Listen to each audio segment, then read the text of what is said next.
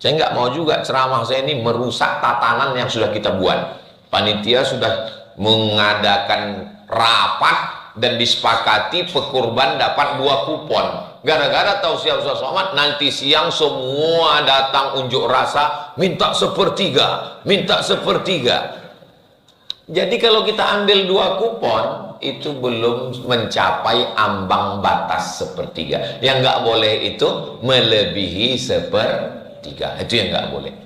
Kalau ada datang orang kemari, lalu dia serahkan kambing. Ini kambing saya, Pak Panitia, tolong potongkan dan bagi ke saya kakinya, kepalanya, dagingnya, semuanya. Panitia balik ngomong, ambil saja semua, potong sendiri, makan sendiri, mati sendiri.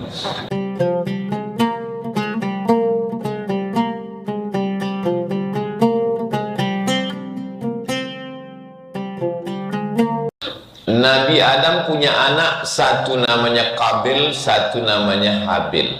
Diabadikan mereka berdua berkurban. Idz qarraba qurbanan, ketika mereka berdua berkurban. Fatuqubbila min ahadihima, diterima kurban dari salah satunya, kurban Habil. Walam yutaqabbal minal akhar, kurban Qabil tidak diterima. Lalu kemudian Qabilnya marah. Lalu kemudian dia bertanya, kenapa kurbanmu diterima, kurban saya tidak? Jawabannya, innama yataqabbalullahu minal muttaqin, karena ibadah itu hanya diterima oleh orang yang takut kepada Allah. Mudah-mudahan kita ini semua beramal dasarnya karena takut kepada Allah. Lalu kemudian beberapa masa setelah itu, Adam, Idris, Nuh, Hud, Saleh, sampailah pada masa Nabi Ibrahim alaihissalam. Allah subhanahu wa ta'ala juga meminta kurban dari Nabi Ibrahim. Allah tidak minta sapinya, Allah tidak minta kambingnya, Allah tidak minta untanya.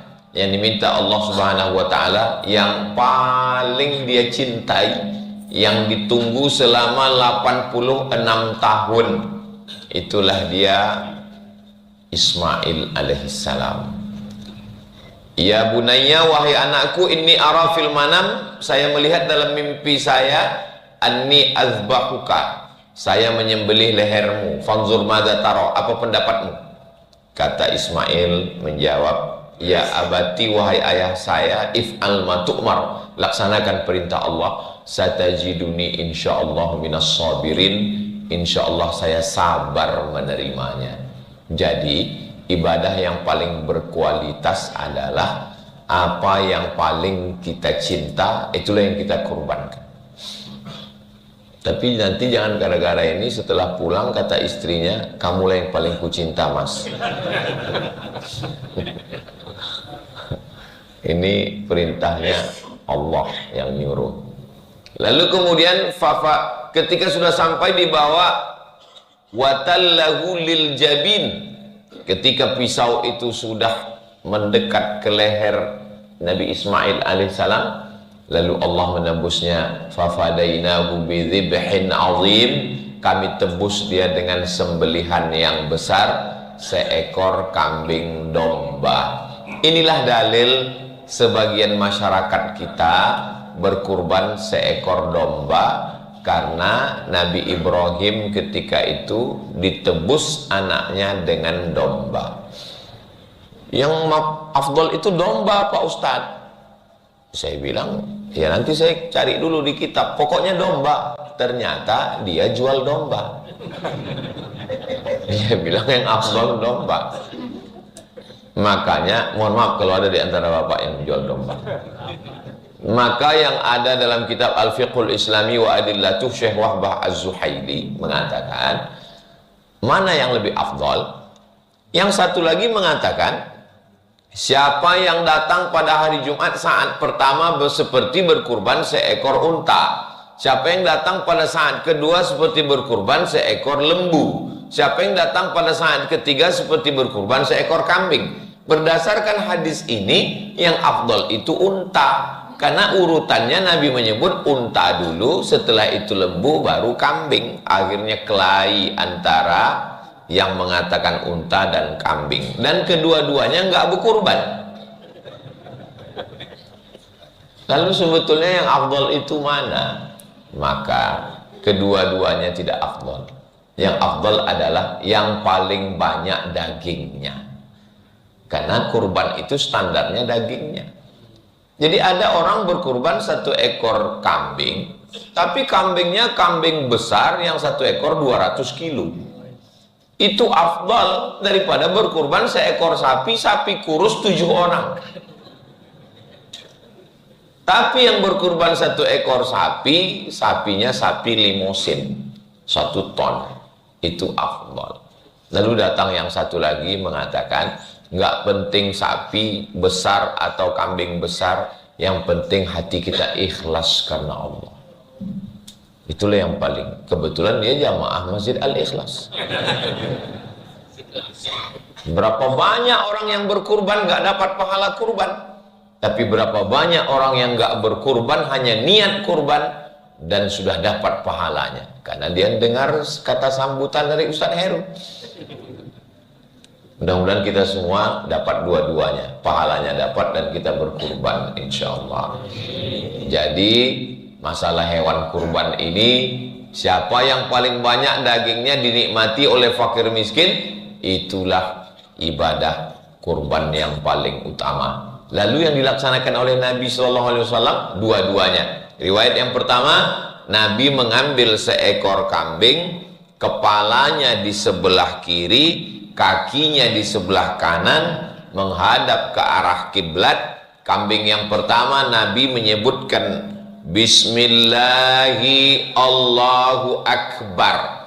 Kenapa bismillahnya nggak sampai habis Bismillahirrahmanirrahim? Karena nggak sesuai. Bismillahirrahmanirrahim dengan nama Allah yang maha pengasih dan penyayang. Kalau sayang kok dipotong? Itu kenapa bismillahnya cuma sampai Bismillahi Allahu Akbar, dengan nama Allah, Allah maha besar. Allahumma hadza an Muhammad wa ali Muhammad. Ini saya sembelih dari Muhammad dan untuk keluarga Muhammad sallallahu alaihi wasallam. Menurut ulama, inilah dalil bahwa kurban itu boleh untuk orang meninggal dunia. Loh, mana dalilnya? Itu kan nggak ada disebut orang meninggal dunia. Karena waktu Nabi menyembelih hewan kurban itu, dia katakan ini untuk Muhammad dan untuk keluarga Muhammad sallallahu alaihi wasallam. Ketika itu Khadijah sudah meninggal dunia. Kambing yang kedua, Bismillahi Allahu Akbar, Allahumma hadza an Muhammad wa ummati Muhammad. Inilah kurban untuk Muhammad dan untuk umat Muhammad sallallahu alaihi wasallam. Ini juga dalil kalau seorang suami berkurban, maka ahli baitnya, istrinya, anaknya sudah dapat. Kenapa? Karena waktu menyembelih itu Nabi mengatakan ini untuk Muhammad dan untuk keluarga Muhammad. Oh, jadi kalau begitu Ustadz, 1 kambing bisa untuk 1 kelas. Makanya di beberapa sekolah dilaksanakan 1 kelas, anak pelajar siswa 30 orang, 1 ekor kambing. Itu bukan kurban namanya. Karena kambing itu 1 orang. 1 orang 1 kambing. Tapi kalau ahli bait, anak istri bisa 1 kambing untuk 1 ahli bait. Tapi itu 1 kelas, nggak ada orang 1 kelas ahli bait. Mana ada 1 kelas 30 orang saudara kandung semua? Maka kalau 1 kelas itu iuran, 1 pelajar ada yang 50.000, ada yang 20.000, maka yang berkurban tetap 1 orang. Yang iuran itu namanya pahala sodakoh. Sedangkan hasil dari sodakoh itu dapat untuk 1 ekor kambing dibelikan ke kambing yang berkurban 1 orang. Nama siapa Ustadz? Ya bahaya kalau 30 orang dipilih 1 nama, kelahi anak-anak. Terus ya udah wali kelas. Selesai. Jadi jangan disebut untuk kurban satu kelas, karena satu kambing itu untuk satu orang. Tapi kalau untuk ahli bait, maka bisa satu kambing, bapak, anak, suami, istri. Tapi jangan gara-gara ceramah subuh ini yang sudah ngasih 5 kambing, 4-nya diambil lagi. Ini kambing untuk saya, ini untuk istri saya, ini untuk anak saya, ini untuk mantu saya, ini untuk cucu saya. Kami di rumah ada 5 orang, jadi saya satu kasih 5 ekor kambing untuk Masjid Al-Ikhlas. Besok pagi datang ke masjid, karena kata Ustadz Somad cukup satu, yang 4 saya ambil lagi. Kalau mau afdal, 1 orang 1 ekor kambing. Ini hadis tentang kambing. Lalu hadis tentang sapi, naharna ma'an Nabi sallallahu alaihi wasallam amal Hudaybiyah. Kami, kata sahabat Nabi, pernah berkurban pada tahun Hudaybiyah. Tahun Hudaybiyah adalah ketika Nabi dan sahabat berangkat umroh, lalu kemudian tertahan di satu daerah namanya Hudaybiyah. Hudaybiyah itu lebih kurang 22 km dari kota Makkah Al-Mukarramah. Sekarang namanya sudah berubah menjadi Sumaisi, tempat checkpoint waktu kita masuk dari kota Jeddah. Biasa kita masuk dari kota Jeddah itu ditahan, dicek paspornya, itu daerah Hudaybiyah. Nah, ketika itu Nabi bersama sahabat berkurban 1 ekor onta 7 orang. Jadi 1 ekor onta 7 orang, 1 ekor lembu 7 orang, 1 ekor sapi 7 orang. Nah, jadi apakah boleh dicampur 7 orang itu? Pertama, Bapak Insinyur Pulan, kedua Bapak Dr. Andes Pulan, ketiga Bapak Kiai Pulan, keempat Bapak Jenderal Pulan, kelima almarhum. Boleh. Misalnya ini 1 sapi, saya, anak saya, istri saya, mantu saya, cucu saya, 2 almarhum ayah, almarhumah ibu. Boleh dicampur antara untuk orang yang hidup dan orang meninggal dunia. Lalu kemudian, ini 1 ekor sapi untuk saya, anak saya, istri saya, mantu saya, yang 3 cucu saya akikah 2 orang laki-laki dan 1 orang perempuan. Kurban 4 campur akikah 3. Menurut kitab fikih sunnah, nggak boleh dicampur antara kurban dengan akikah. Kalau kurban-kurban saja, akikah-akikah saja. Referensinya, nama kitabnya fikih sunnah, nama penulisnya Sayyid Sabiq. Tapi menurut mazhab Syafi'i, dalam kitab Hasyiah Al-Bujairimi, boleh dicampur antara kurban dengan akikah. Hanya saja bedanya kalau daging kurban dibagi mentah, sedangkan daging akikah dimasakkan, lalu diundang orangnya, diberi makan. Jadi tinggal dibagi saja. Kalau 7 bagian, yang 3 bagian ini dilaksanakan secara akikah. Menurut mazhab Syafi'i. Saya sampaikan 2 versi ini bukan untuk membingungkan jamaah. Mana tahu nanti ada ustadz yang ceramah mengatakan kurban dengan akikah gak boleh dicampur. Yang satu lagi mengatakan boleh. Akhirnya jamaah bingung, nggak jadi berkurban. Nah, jadi yang mengatakan nggak boleh berarti dia pakai referensinya kitab ini. Yang mengatakan boleh berarti dia pakai mazhab Syafi'i dari kitab Hasyiah Al-Bujairimi. Silakan saja, perbuatan ini baik. Nabi SAW berkurban pada waktu haji wada. Beliau menyembelih sendiri 63 ekor unta. Dia sembelih. Setelah selesai 63 ekor, waktu itu Nabi haji wada umurnya 63 tahun.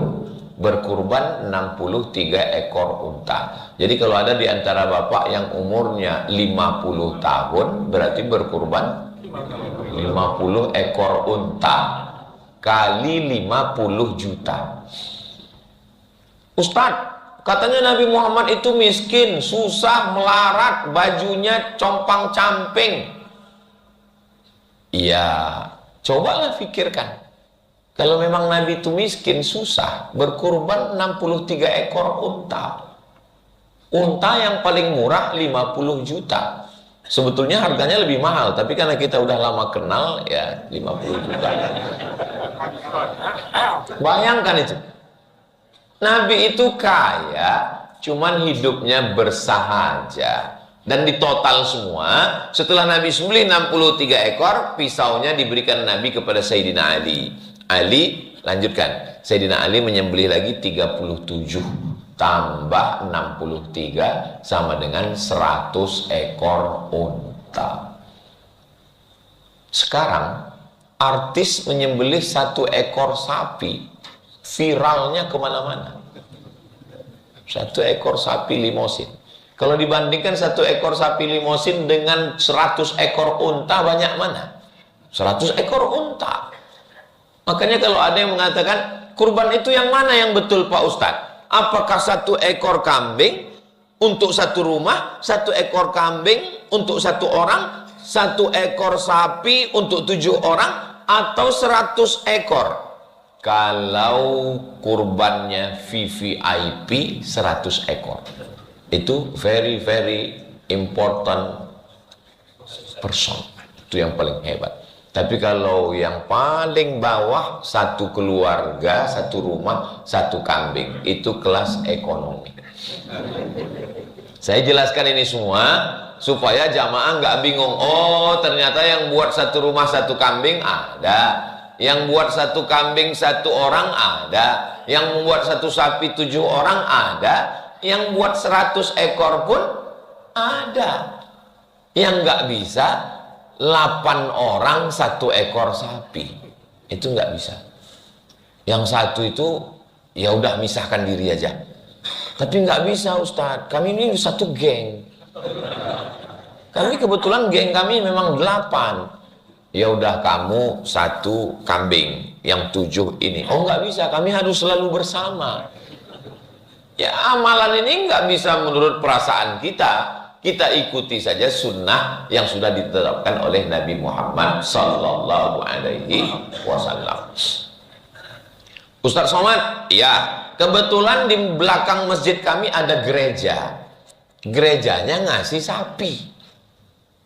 Terus, ya kami mau kurban, motongnya gimana?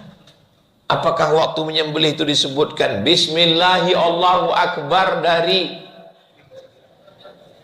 Sedangkan syarat beribadah itu kan pertama muslim, kedua baligh, ketiga berakal. Nah, sedangkan ini ada tetangga kawan kita di komplek non muslim ngasih sapi. Apakah kita tolak? Yang ada itu tolak bala. Enggak ada tolak sapi.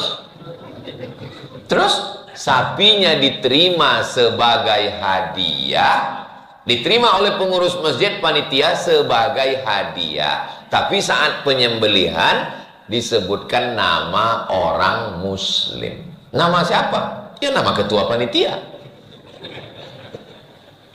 Ketua, sekretaris, bendahara, pengurus semua namanya dipakai. Kalau ada yang komplain, kasih tahu sama dia. Mudah-mudahan tahun depan sampean ketua.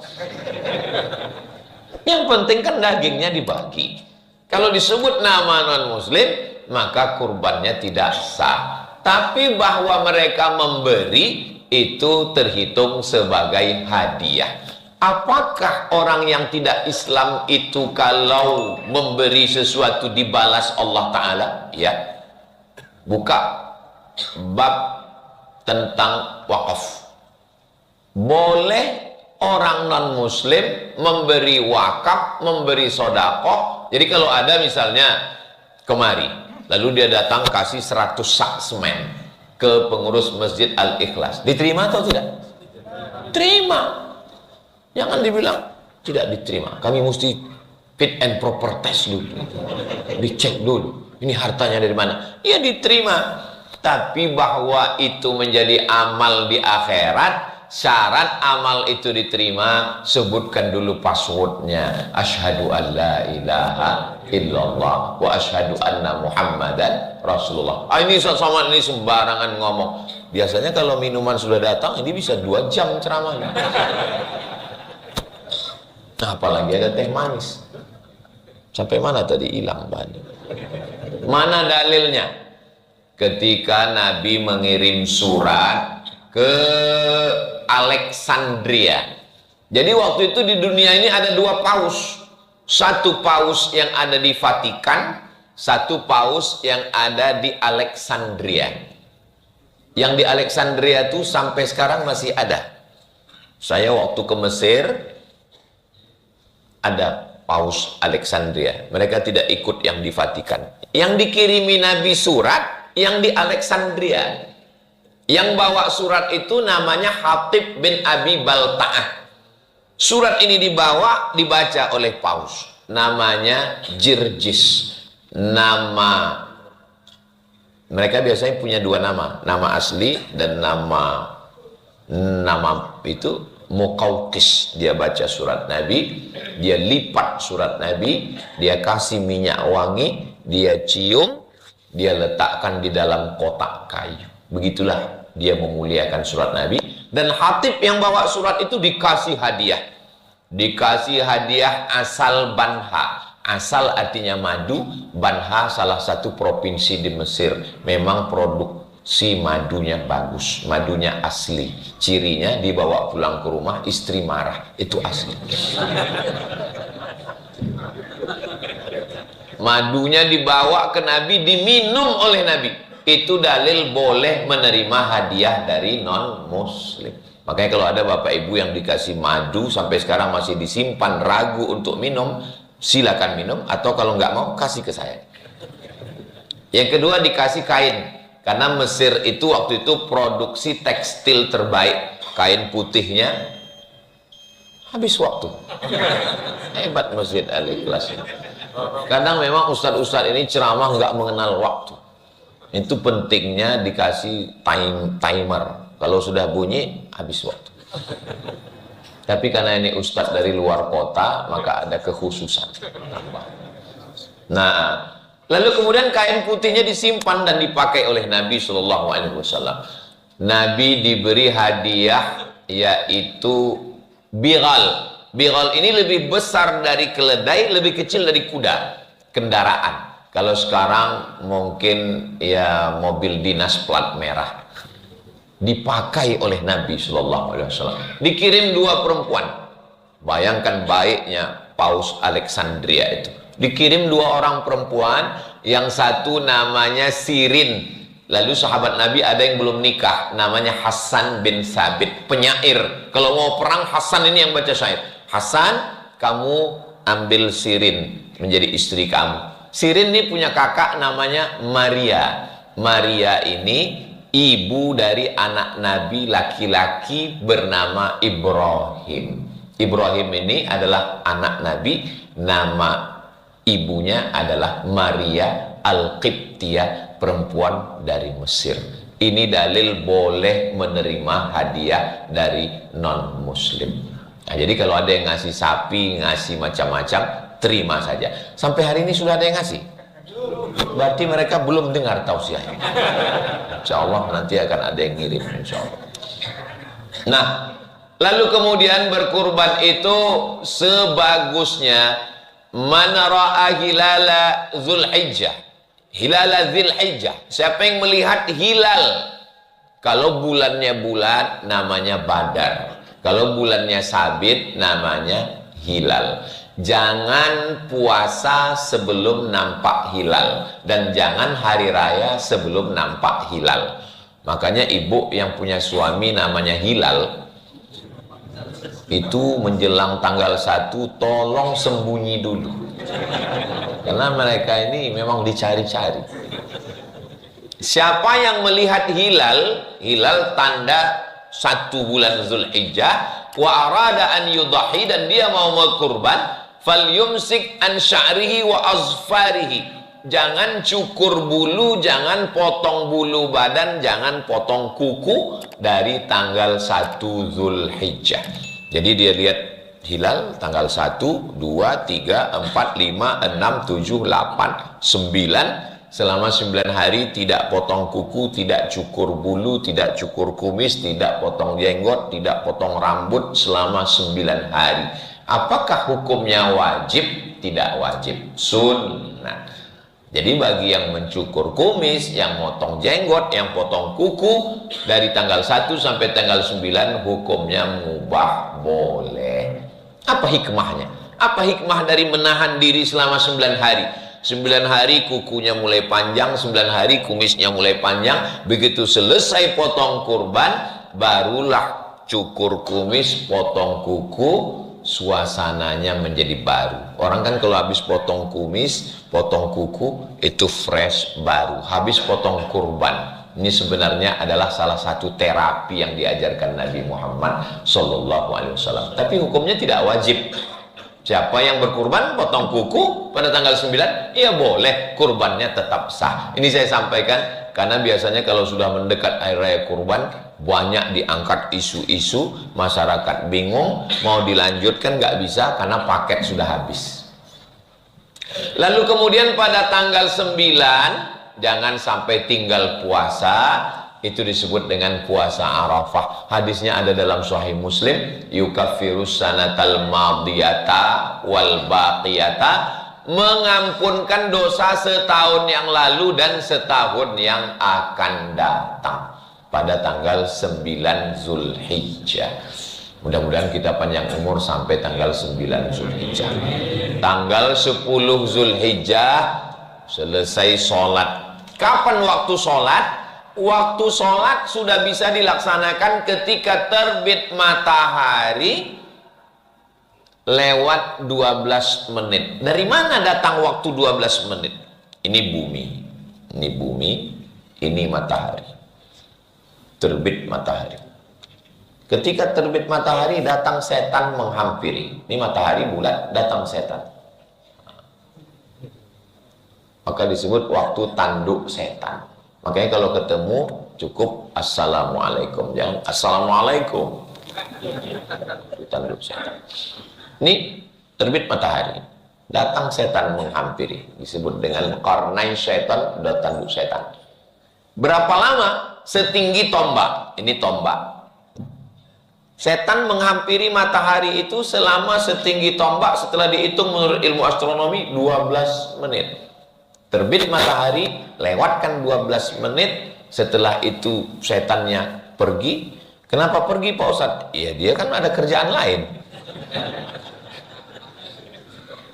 Karena waktu inilah yang dipakai untuk menyembah Lata, Uzza, Manat, Hubal, Jibti, Taghut, Naham, berhala. Maka tidak boleh sholat pada saat waktu itu. Lewatkan 12 menit. Setelah lewat setinggi tombak, barulah kita boleh sholat. Namanya sholat sunat isyraqah. Jadi kalau ada orang yang melaksanakan sholat Idul Fitri di waktu ini, sudah mulai boleh. Tapi biasanya kita melaksanakan kalau di Pekanbaru, di Sumatera, di Riau, di Medan, di Aceh, ya sekitar jam setengah 8 atau jam 8. Jangan terlalu panas, jamaahnya nggak tahan. Lalu kemudian mulai bertakbirnya dari mulai tenggelam matahari tanggal 9 sore masuk malam tanggal 10. Allahu Akbar, Allahu Akbar, Allahu Akbar, la ilaha illallah, Allahu Akbar, Allahu Akbar, walillahil hamd. Kadang takbir ini sampai jam 2 malam. Pas dilihat ke masjid, nggak ada orang. Ternyata flash disk. Banyak flash disk masuk surga. Yang punya masuk neraka. Nauzubillah. Tolong usahakan kalaupun mau takbir yang ganti-gantian. Takbirnya dari mulai tanggal 10, 11, 12, 13 sore ba'da asar sampai menjelang tenggelam matahari, mengagungkan, memuliakan Allah Subhanahu wa ta'ala. Takbir bukan cuma di masjid. Umar bin Khattab bertakbir di pasar sampai pasar itu seperti terangkat. Ketika mereka bertakbir di Mina, suaranya terdengar sampai ke Makkah. Antara Mina ke Makkah 6 kilometer dan belum ada sound system, belum ada mikrofon, berarti suara. Ini kadang banyak orang takbir ini malas-malasan. Allah. Pas ditanya, sampean kok gitu? Rupanya masih ada gaji 13 belum cair. Semangat bertakbir. Lalu kemudian setelah sholat disembelih hewan kurban. Dari sholat subuh sampai menyembelih hewan kurban disunnahkan untuk tidak makan apa-apa. Kalau sholat Idul Fitri dianjurkan makan, batalkan puasa. Tapi kalau Idul Adha memang ditahan makan, tapi hukumnya sunnah. Makanan yang pertama masuk adalah setelah menyembelih, fakulu minha, makan daging hewan kurban. Apanya dimakan? Akala min kabidi udhiyati. Yang dimakan Nabi adalah hati hewan kurban. Setelah dibelah, ambil hatinya, cuci bersih karena darah itu najis. Setelah itu kemudian dikasih jeruk. Setelah itu nggak perlu pakai jus, dikasih garam, bakar, karena kalau daging lama matangnya, tapi kalau hati cepat langsung dimakan. Itu yang paling afdol sunnah, litabarruk, untuk ngalap barokah. Adapun sisanya, wa at'imul ba'isal faqir, sisanya yang paling afdol adalah serahkan semua ke fakir miskin, the best. Bapak, kami dari panitia ini mau menyerahkan ada 2 kupon. Saya sudah dengar ceramah Ustaz Somad, yang paling afdol serahkan semua. Jadi Bapak nggak mau kupon, saya nggak mau kupon, dagingnya aja. Yang paling afdal makan hatinya sedikit dan sisanya bagikan semua. Ini paling afdal. Tapi kami kemarin Pak Ustadz yang berkurban dapat 2 kupon. Ini bagus. Karena sebetulnya kambing itu dibagi 3. Ini kambingnya 3, sepertiga untuk yang berkurban, sepertiga untuk keluarga kerabat, sepertiga untuk fakir miskin. Jadi kalau dagingnya dapat 100 kilo, sebenarnya jatah kita yang berkurban itu adalah 33 kilo. Tapi jangan gara-gara tausiah ini semua yang berkurban minta sepertiga. Saya nggak mau juga ceramah saya ini merusak tatanan yang sudah kita buat. Panitia sudah mengadakan rapat dan disepakati pekurban dapat 2 kupon. Gara-gara tausiah Ustaz Somad, nanti siang semua datang unjuk rasa minta sepertiga, minta sepertiga. Jadi kalau kita ambil 2 kupon itu belum mencapai ambang batas sepertiga. Yang nggak boleh itu melebihi sepertiga. Itu yang nggak boleh. Kalau ada datang orang kemari, lalu dia serahkan kambing. Ini kambing saya, Pak Panitia, tolong potongkan dan bagi ke saya kakinya, kepalanya, dagingnya, semuanya. Panitia balik ngomong, ambil saja semua, potong sendiri, makan sendiri, mati sendiri. Berkurban ini kan untuk kebersamaan kita. Setelah disembelih, datang panitia mengambil dagingnya 1 potong, 2 potong, 3 kilo, dicincang, dimasak. Ketika setelah dimasak, dimakan. Allahumma barik lana fima razaqtana wa qina azabannar. Yummy. Ini yang dimakan ini jatah siapa? Dagingnya belum dibagi. Berarti mau makan barang haram. Yang lalu-lalu Pak Ustadz apa boleh buat? Mudah-mudahan Allah menerima taubat kita, taubat nasuha. Tapi tahun ini jangan diulang lagi. Ya kalau kami cuma makan lontong sayur nggak bertenaga motongnya Pak Ustadz, maka minta izinnya dulu kepada bapak-bapak pemilik sapi nomor 1, 7 orang diharap maju ke depan. Maju, Pak, kami minta jatah Bapak 5 kilo ya, kami mau masak. Kata yang 6 orang, ya silakan. Tapi ada 1 yang nggak setuju. Bapak tinggal bawa goloknya. Izin ya Pak ya? Iya izin. Dah. 5 kilo jatah mereka itu pun nggak habis semua, itu paling 0, sekian dari jatah mereka. Mereka izin, jelas yang kita makan. Lalu kemudian ada sebagian dagingnya, tulangnya, kepalanya dijadikan sebagai upah. Ini upah kamu sebagai tukang jagal, ini upah kamu sebagai tukang kulit, ini sebagai tukang potong. Nggak boleh menjadikan kulit kurban, kepala, ekor, tulang, otak dijadikan sebagai upah. Sebagai hadiah boleh, tapi sebagai upah nggak boleh. Apa beda upah dengan hadiah? Kalau hadiah dapat alhamdulillah, nggak dapat nggak apa-apa, itu hadiah. Kalau upah mesti ada. Kalau nggak ada, bertambah hewan kurbannya jadi kamu. Ini pisau masih tajam ini. Itu namanya upah. Maka solusinya supaya tidak terjadi syubhat, supaya daging ini jangan diotak-atik, akad kurban. Saya bayar hewan kurban sekaligus biaya operasional.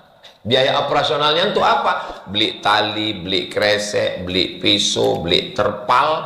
Lalu kemudian 1 ekor sapi ini kira-kira yang sanggup melaksanakan berapa orang? 7 orang. Oke, 7. Tambah tukang jagal, tukang kulit. Kasih 1 orang 100.000, 100.000, 100.000, 700.000, tambah tukang jagal 200, tukang kulit 1. Bapak Ibu, 1 sapi ditambah budget 1 juta sebagai upah daripada nanti kepalanya, kulitnya, dagingnya diambil. Maka itu lebih baik daripada ibadah kita rusak, yang makan rusak, yang berkurban rusak. Saya yakin panitia, sahabat, jamaah semua setuju. Kenapa? Mengeluarkan dari yang syubhat, yang haram. Akhirnya selamat hewan kurban kita. Akadnya mesti disertakan biaya operasional. Kenapa? Karena kalau tidak disertakan biaya, nanti panitia susah sendiri.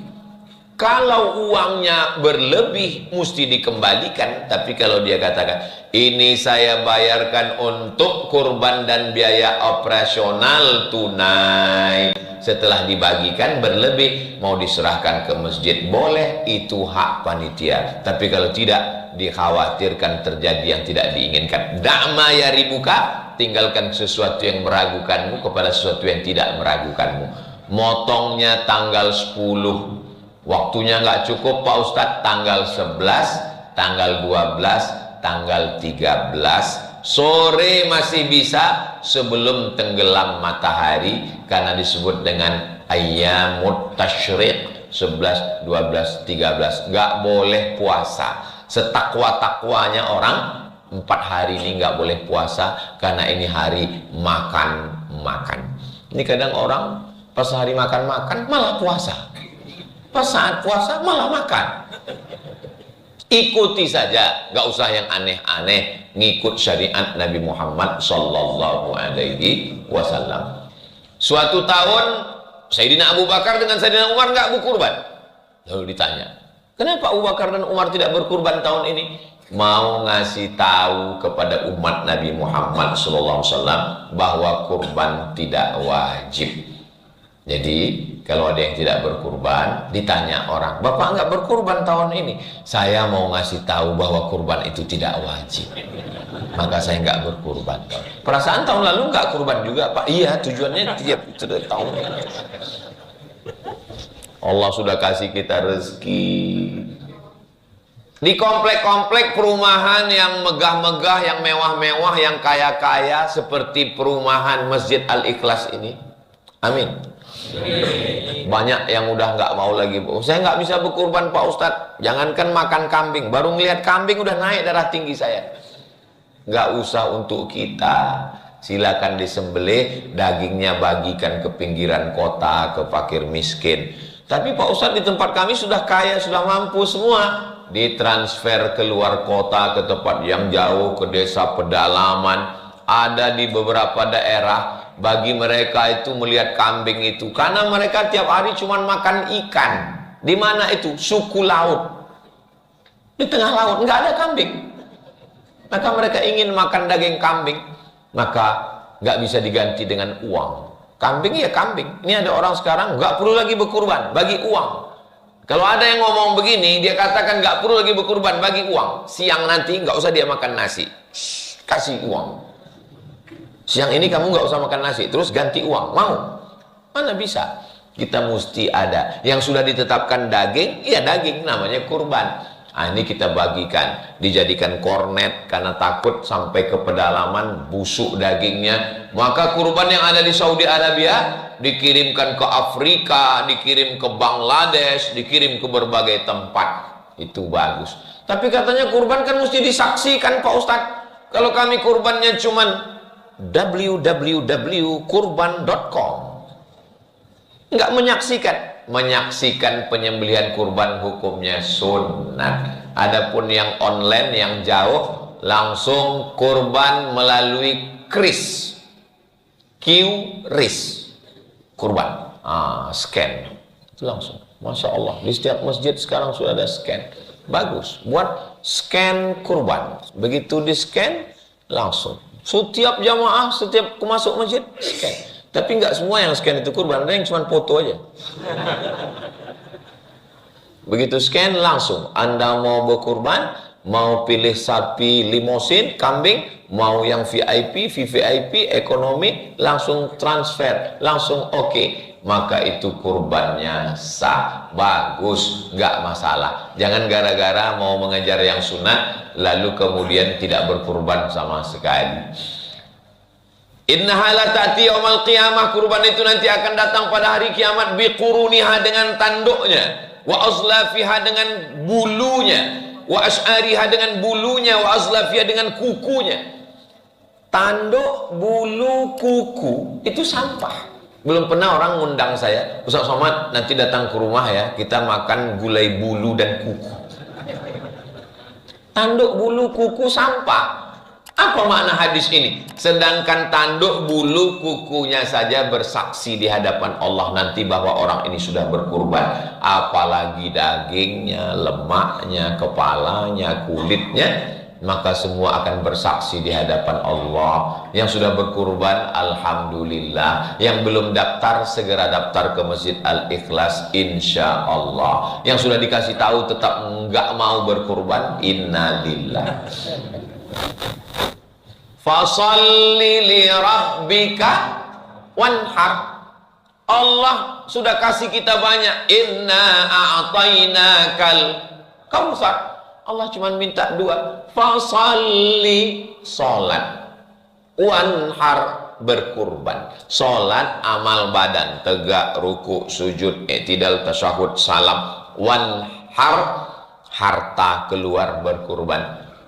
Kalau ada orang yang membencimu, mengejekmu, menganiayamu, menyantetmu, membunuhmu, inna syani'aka huwal abtar.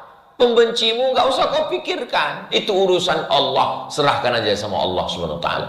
Makanya kalau ada yang membuli, yang mengejek, bacakan itu, inna syani'aka huwal abtar. Yang penting kita sudah beribadah kepada Allah Subhanahu wa taala. Katanya Pak Ustadz, daging hewan kurban ini nggak boleh dimakan. Kurban nazar, nggak boleh dimakan. Saya bernazar, kalau anak saya lulus P3K tahun ini saya berkurban, tapi kalau nggak lulus saya nggak berkurban sampai mati. Itu nggak boleh dimakan. Adapun kurban yang untuk kita semua, kurban sunat, maka amat sangat baik sekali. Fatibu. Wa inna dama, waktu menyembelih hewan kurban itu darahnya menetes jatuh ke tanah. Dikasih batang pisang supaya jangan kena tanah, supaya jangan berpasir lehernya. Bismillahirrahmanirrahim, Allahu Akbar. Yakinkan yang motong ini sudah kursus penyembelihan. Karena banyak yang tidak sinkron antara keberanian dan ilmu. Ada yang punya ilmunya tapi nggak berani. Siapa itu? Saya. Saya ini Bapak Ibu dikatakan orang ustadz keras. Saya sebetulnya ngomong aja yang keras, hati saya ini lembut. Sampai sekarang saya nggak berani nyembelih hewan kurban. Itu kami lihat di internet, ada Ustadz Somad motong hewan kurban, itu untuk konten aja.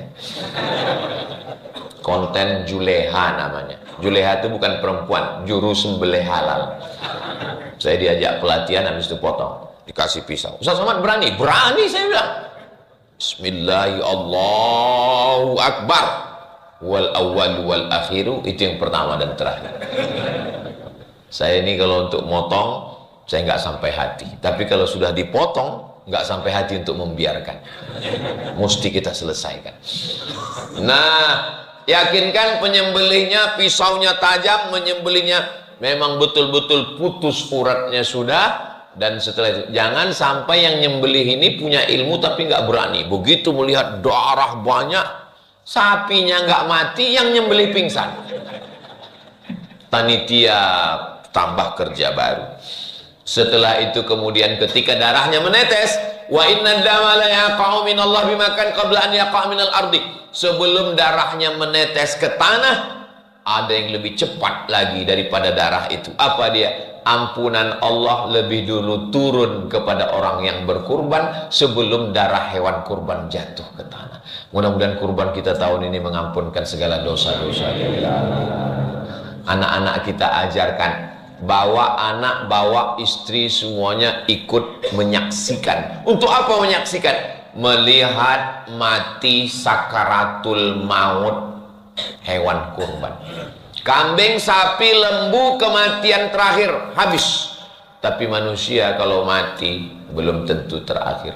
Masih ada pertanyaan mungkar nakir, masih ada hari berbangkit, masih ada padang mahsyar, masih ada titian siratal mustaqim, masih ada pembagian kitab, masih ada surga dan neraka.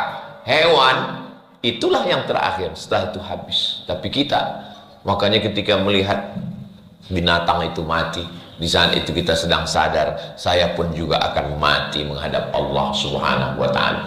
Sapi ada 10 ekor. Ketika 1 ekor sapi sedang meregang nyawa, 9 sapi itu tetap makan, tetap nyantai. Kita sedang diingatkan. Jadi kalau ada hari ini umat Islam yang gak peduli dengan Palestina, Palestina sekarang sedang meregang nyawa, tapi dia tetap enak makan yang produk Amerika. Itu berarti sapi kurban. Enggak ada keprihatinan sama sekali.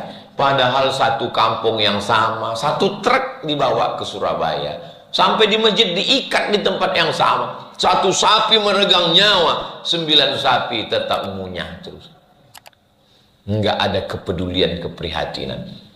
Jadi kurban ini segala aspeknya itu ada pelajaran yang luar biasa. Fatibu biha nafsan, sucikanlah diri kamu dengan berkurban. Tadi saya mulai tausiah jam 5, sekarang sudah jam 6. 60 menit kebersamaan kita ini. Padahal sebetulnya kalau menurut botolnya 30 menit, karena ini 300 ml.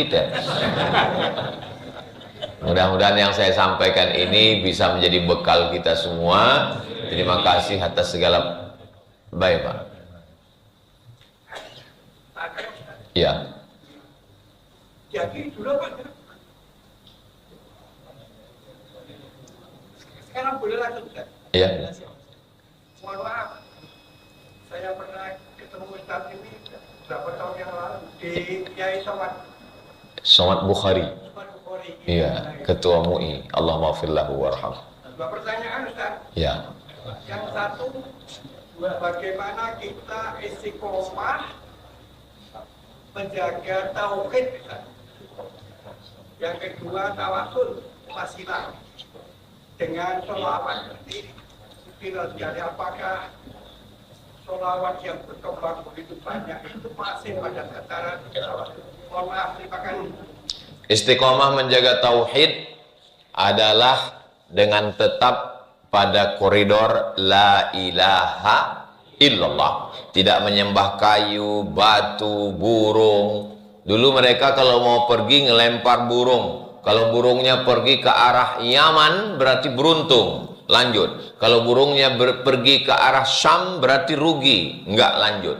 Kita enggak percaya kepada burung. Man tatayyara falaysa minna, siapa yang menggantungkan nasibnya ke burung berarti bukan umat Nabi Muhammad SAW. Yang melihara burung tetap, jangan gara-gara ini burungnya dilepas.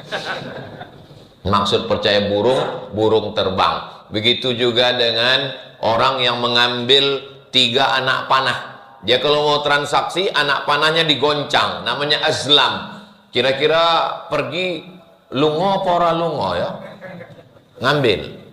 Pergi, pergi. Goncang, enggak pergi, enggak pergi. Enggak boleh. Dalam Islam kita enggak boleh menggantungkan nasib pada anak panah. Ngundi nasib, enggak boleh. Yang benar adalah kalau memang sudah kita pelajari, sepakat hari ini harus berangkat. Bismillahi tawakkaltu 'alallah la haula wala quwata illa billah.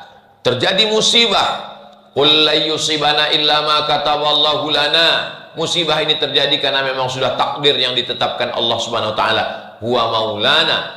Allah yang menolong kita. Ambil wudu, sholat sunat kebetulan pagi duha, kebetulan malam tahajud. Wasta'inu bis sabri was shalah. Minta tolong kepada Allah. Iyyaka na'budu wa iyyaka nasta'in. Mudah-mudahan tauhid kita bersih sampai kita mati dalam keadaan husnul khatimah. Kalimat yang terakhir keluar dari mulut kita waktu kita mati nanti, la ilaha illallah Muhammadur Rasulullah SAW. Saya ketemu dengan kiai-kiai, habib-habib, ulama-ulama, setiap mau pisah pas salaman pasti mereka bisik ke telinga saya, doakan saya husnul khatimah. Saya juga begitu, doakan saya husnul khatimah. Kira-kira kalau kiai, habib, ulama ketemu pas salaman, mulutnya itu ngomong apa? Doakan saya husnul khatimah.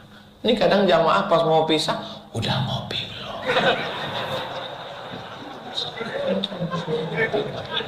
Nah, adapun bertawassul dengan tiga. Yang pertama, tawassalna bi bismillah. Oke, no problem. Bertawassul dengan nama Allah. Natawassalu ilaika bi asma'ikal husna. Kami mohon kepadamu dengan asmaul husna. Tawassalna bi bismillah wa bil hadi rasulillah. Bertawassul dengan Nabi Muhammad. Ini yang banyak dipermasalahkan orang sekarang.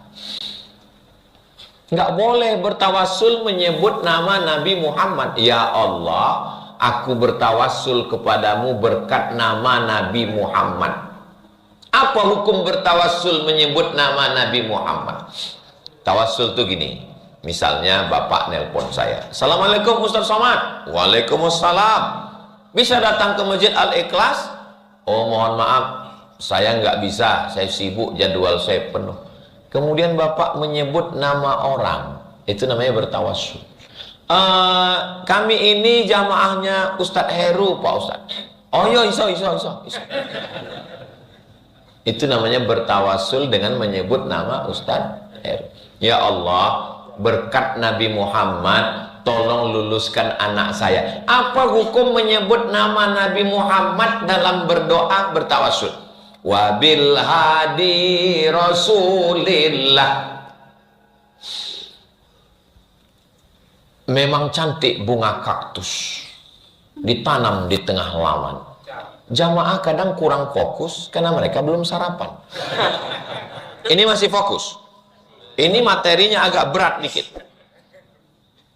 Nabi Adam berdoa, doa paling tua, Rabbana zolamna anfusana wa illam taghfir lana wa tarhamna lanakunanna minal khasirin. Setelah itu Nabi Adam bertawassul, Allahumma inni atawassalu ilaika bihaqqi Muhammad. Ya Allah, aku memohon kepadamu berkat Nabi Muhammad, berkat Muhammad, antaghfirali, ampunkan dosa saya. Nabi Adam doa kepada Allah, minta ampun menyebut nama Muhammad. Allah nanya bukan karena Allah nggak tahu, Allah maha tahu. Allah cuma mau ngasih tahu pada siapa yang nggak tahu.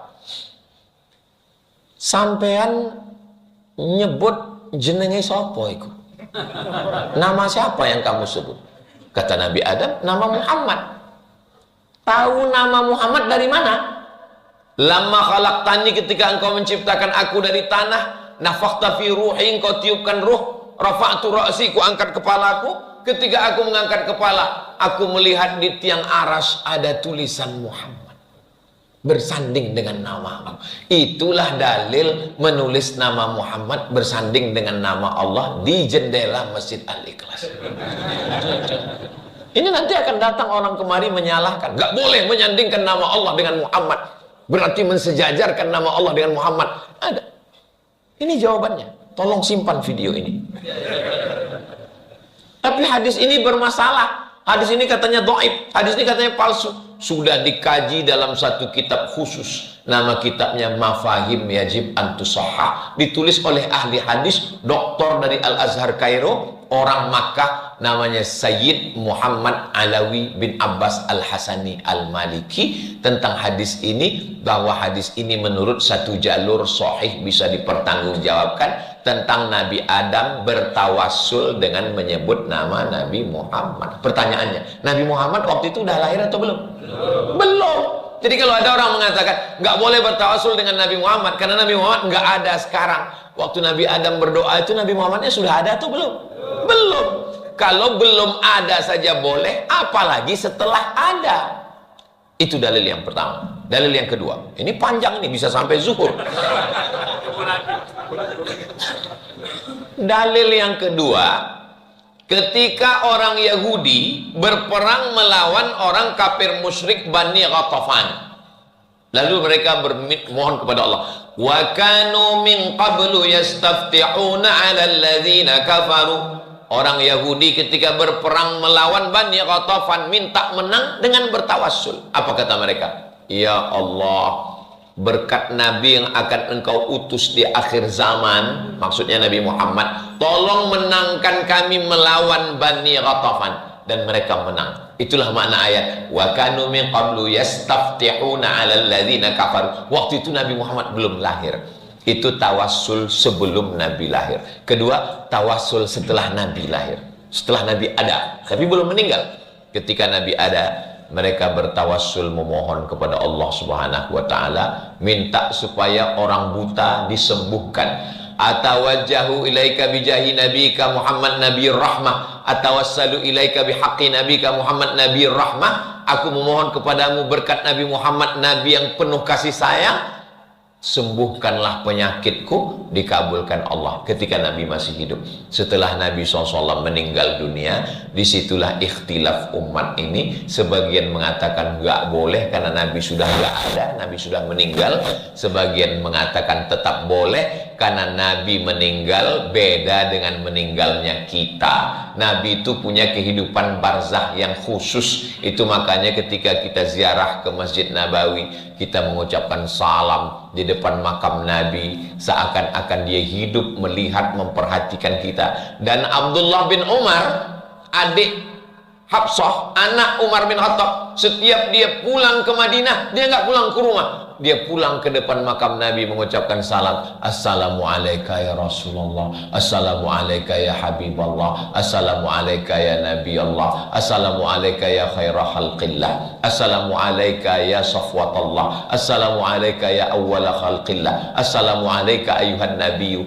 Kadang kita mengucapkan salam itu sudah hampir mau nangis, enggak jadi nangis karena diusir polisi. Haji. Mudah-mudahan panjang umur sampai jumpa di Baitullah. Makanya nanti waktu di depan makam Nabi itu bertawassul. Saya kalau di depan makam Nabi bertawassul, atawassalu ilaika, bukan minta kepada Nabi. Pahami dulu, tawassul bukan minta ke Nabi. Atawassalu ilaika bihaqqi Muhammad SAW. Aku mohon kepada engkau ya Allah, berkat kemuliaan Nabi Muhammad ini, luluskan anakku, mudahkan urusanku, panjangkan umurku, semuanya. Untuk doa-doa yang bersifat khusus nggak usah dibaca kuat-kuat. Soalnya kedengaran kawan itu disampaikannya ke istri, bahaya. Mudah-mudahan Allah SWT memperkenankan segala doa-doa kita. Wabil hadi Rasulillah wa kulli mujahidin lillah bi ahlil badri ya Allah. Bertawassul dengan ahli Badar.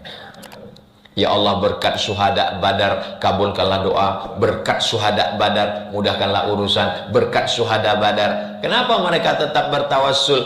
Karena syuhada Badar dijamin masuk surga, memiliki keutamaan-keutamaan. Kenapa orang bertawassul dengan berkat Syekh Abdul Qadir Al-Jilani, berkat Syekh Bahauddin An-Naqsyabandi, berkat Syekh Abdul Hasan Asy-Syazili? Karena mereka adalah wali-wali Allah, al-ulama warasatul Anbiya. Bertawassul dengan Nabi setelah meninggal dan wali-wali, sebagian setuju, sebagian nggak setuju.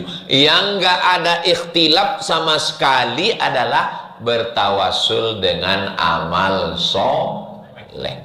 Terjebak di dalam gua, guanya tertutup, turun hujan, masuk ke dalam gua, tertutup.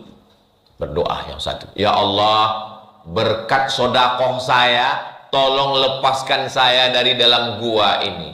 Terbuka pintu gua, tapi belum bisa keluar, terbuka sedikit. Yang satu lagi bertawasul, ya Allah, saya bertawasul kepadamu berkat saya berbakti kepada ibu bapak saya. Terbuka. Itu dalil boleh tawasul dengan bakti. Ya Allah, saya berbakti kepada ibu saya belikan dia mobil, saya buatkan dia rumah, saya berangkatkan dia haji, saya belikan dia baju baru, saya belikan dia gelang emas, cincin emas. Berkat bakti saya ini, kabulkan doa saya. Boleh. Yang ketiga, dia jatuh cinta dengan sepupunya, mohon maaf, hampir berzina, nggak jadi. Lalu dia mohon, ya Allah, berkat amalku, aku nggak jadi berzina karena takut kepadamu. Jadi bisa bertawasul dengan tiga. Bertawasul dengan sodaqah, bertawasul dengan bakti kepada orang tua, bertawasul dengan yang nggak jadi berzina karena takut pada Allah. Ada juga nggak jadi berzina karena ketahuan. Itu nggak bisa dijadikan. Begitulah tentang tawasul. Mudah-mudahan kita diridhoi Allah. Ala hazihin niyah, untuk niat yang baik-baik. Makanya selalunya berdoa membaca Al-Fatihah. Kenapa orang berdoa itu baca Al-Fatihah? Bertawasul dengan baca surat Al-Fatihah. A'udzubillahi minasyaitonirrajim. Bismillahirrahmanirrahim. Alhamdulillahirabbil alamin. Arrahmanirrahim. Maliki yaumiddin. Iyyaka na'budu wa iyyaka nasta'in. Ihdinas shiratal mustaqim, shiratal ladzina an'amta 'alaihim ghairil maghdubi 'alaihim waladdallin. Amin. Kami bertawasul kepada Engkau berkat surat Al-Fatihah yang kami baca, berkat amal-amal soleh yang sudah kami lakukan. Antashfi mardana, saudara kami yang sakit, angkat penyakitnya ya Allah. Wa tarham mautana, yang sudah meninggal dunia, lapangkan kuburnya ya Allah. Wa tarzuqana rizqan halalan thayyiban mubarakan fi, berikan kami rezeki yang halal barokah supaya kami bisa berwakaf, berzikat, berzakat, berinfak, bersedekah, berkurban ya Allah. Wa tarzuqana auladan sholihin, berikan kami anak-anak yang soleh dan solihah, min hafizil Quran, menjadi para penghafal Quran. Wa antashrah sudurana, lapangkan hati kami ketika menerima ujian dari Engkau ya Allah. Wa anta ja'alana minas sabirin, jadikan kami orang-orang yang sabar. Alladzina idza asabathum musibah qalu inna lillahi wa inna ilaihi raji'un. Wa anta ja'alana minal mutahabbina bi jalalik, jadikan kami orang-orang yang bersaudara karena Engkau ya Allah. Wa an tukhtim lana bi husnil khatimah, tutup umur kami dengan husnul khatimah. Allahumma ja'al akhir kalamina inda intihai ajalina, jadikan akhir kalam kami ketika ajal kami tiba, kalimat yang terakhir keluar dari mulut kami la ilaha illallah Muhammadur Rasulullah sallallahu alaihi wasallam, kalimatu haqqin 'alaiha nahya, dengan itu kami hidup, wa 'alaiha namutu, dengan itu kami mati, wa biha nub'atsu, dengan itu kami dibangkitkan di padang mahsyar nanti. Rabbana atina fid dunya hasanah wa fil akhirati hasanah wa qina adzabannar.